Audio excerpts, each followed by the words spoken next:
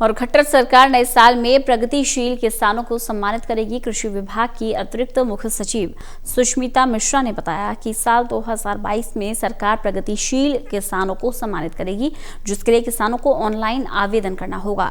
उन्होंने ये भी बताया कि सरकार कैसे किसानों की आय बढ़ाने पर काम कर रही है। इस बारे में खास बातचीत की है हमारे संवाददाता अनिल कुमार ने कृषि विभाग की अतिरिक्त मुख्य सचिव सुष्मिता मिश्रा से।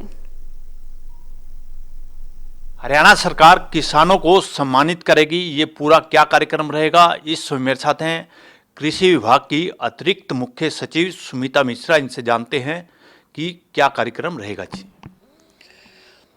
अभी हमने हाल में प्रगतिशील किसानों को सम्मानित करने की पुरस्कार योजना घोषित की है और इसमें ऑनलाइन आवेदन कर सकते हैं 15 जनवरी तक किसान स्वयं।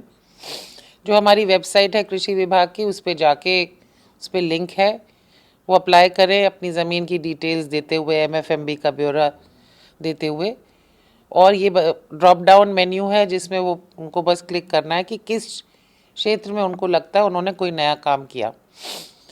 उसके बाद हमारी जो डिस्ट्रिक्ट लेवल टीम है उसको वेरीफाई करेगी और सत्यापन के बाद जो हमने कमिटीज़ बनाई हैं ज़िला स्तर पे भी और स्टेट लेवल पर भी, फिर जो हमारे पास एप्लीकेशंस आएंगी उनका आकलन करके हम अवार्ड घोषित करेंगे। तो नए साल में हमें उम्मीद है कि हम इस तरह की ये जो सम्मान योजना है ये प्रगतिशील किसानों को सम्मानित भी करेगी और किसानों को भी प्रेरित करेगी कि वो नए तरह से नई कृषि अपनाएं और अपनी आय बढ़ाएं। मैडम, जब से आपने ये कार्यभार संभाला है, कृषि क्षेत्र में कुछ ना कुछ आप नया कर रहे हो, तो किसानों की आय बढ़ाने के लिए सरकार क्या कदम उठा रही है? देखिए, सरकार का तो निरंतर ये लक्ष्य है कि हम जो भी करें वो उसका मकसद यही है कि किसान की आय बढ़े। तो चाहे वो जैसे खाद पर जो बढ़ी हुई दाम थे वो भी सरकार ने खुद एब्जॉर्ब किए, किसानों को पास ऑन नहीं किए, जैसे उन पे और भार ना पड़े। जहाँ तक फसल की अच्छे दाम मिलने की बात है, हरियाणा एकमात्र प्रदेश है पूरे देश में जहाँ पर हॉर्टिकल्चर क्रॉप्स यानी कि फल और सब्ज़ी के लिए भी क्रॉप इंश्योरेंस स्कीम इसी वर्ष हमने शुरू करी है और वो है बागवानी भावांतर योजना, बागवानी बीमा योजना। और इसमें बहुत कम दाम पे, जो क्योंकि बागवानी के साथ संबंधित थोड़ी सी रिस्क रहती है कि अगर मार्केट में प्राइस क्रैश कर गई तो बहुत कम प्रीमियम के पर हम उनकी पूरी क्रॉप को प्रोटेक्शन दे रहे हैं। वैसी फसल बीमा योजना भी हरियाणा में बहुत अच्छी कवरेज है और हमारा प्रीमियम भी 100% से ज़्यादा है, मतलब जितना किसान कंट्रीब्यूट कर रहा है उससे ज़्यादा उसको मिल रहा है।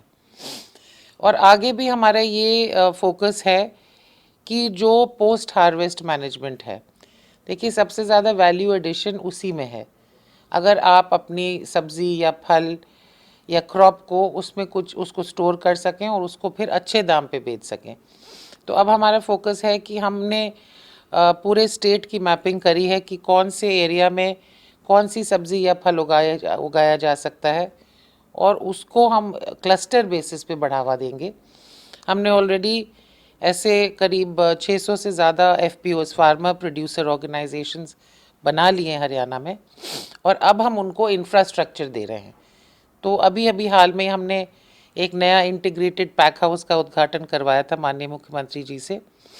पैक हाउस का कॉन्सेप्ट ये है कि उसमें सब्ज़ी या फल किसान आसपास के जो पूरा कैचमेंट एरिया है उसमें लाकर उसकी सफाई, ग्रेडिंग, सॉर्टिंग, पैकेजिंग और फिर कोल्ड स्टोरेज, सो दैट वो कल को फिर जो हमने एग्री बिजनेस कंपनीज़ के साथ MOU किए हैं, जैसे पहले आप लोग को पता ही है, तो फिर वो कंपनीज़ वहाँ से ये साफ़ सुथरी ग्रेडेड सब्ज़ी उठाती हैं और उनको कई बेहतर दाम मिलता है किसानों। तो ऐसे हमने 7 ऑलरेडी स्थापित हो चुके हैं और 45 और मार्च तक शुरू हो जाएंगे। तो ये एक बहुत बड़ी योजना है जिससे हम उम्मीद करते हैं कि जो भी, क्योंकि हरियाणा में देखिए हमारी होल्डिंग बहुत छोटी है, तो हमें इंटेंसिव फार्मिंग करेंगे तभी किसान की आय बढ़ेगी। मैडम, एक और भी चिंता का विषय है कि हरियाणा में भूजल स्तर गिरता जा रहा है लगातार, तो कृषि विभाग इसके लिए क्या कर रहा है? इनफैक्ट ये आपने बहुत अच्छा सवाल किया और मुख्यमंत्री जी भी इसके बारे में हमेशा स्ट्रेस दे रहे हैं, इरिगेशन डिपार्टमेंट को भी और हमें भी, और हम लोग मिलके इसमें काम कर रहे हैं। वो भी माइक्रो इरिगेशन, स्प्रिंकलर और ड्रिप इरिगेशन को बढ़ावा दे रहे हैं, और हम भी अपनी स्कीमों में भी उसी पे फोकस कर रहे हैं। साथ में ही हम ये चाहते हैं कि किसान ये जो पैडी वीट का जो साइकिल है इसको हम कम करें हरियाणा में।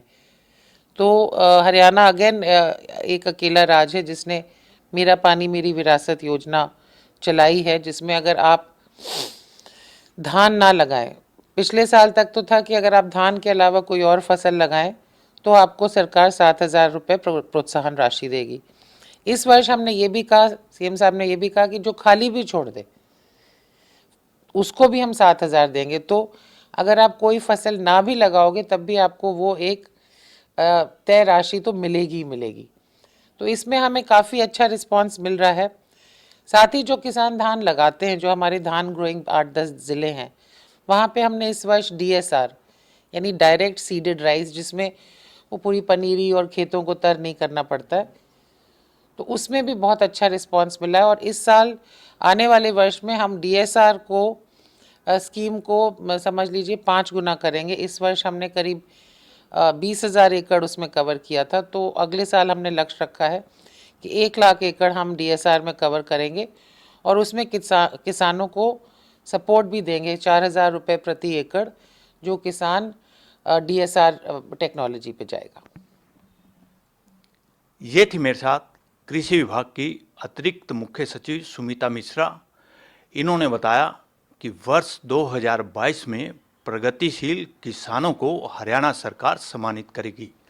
इसके साथ साथ इन्होंने ये भी बताया कि किसानों की आय बढ़ाने के लिए सरकार लगातार प्रयास कर रही है। Anil Kumar, total news, Chandigarh.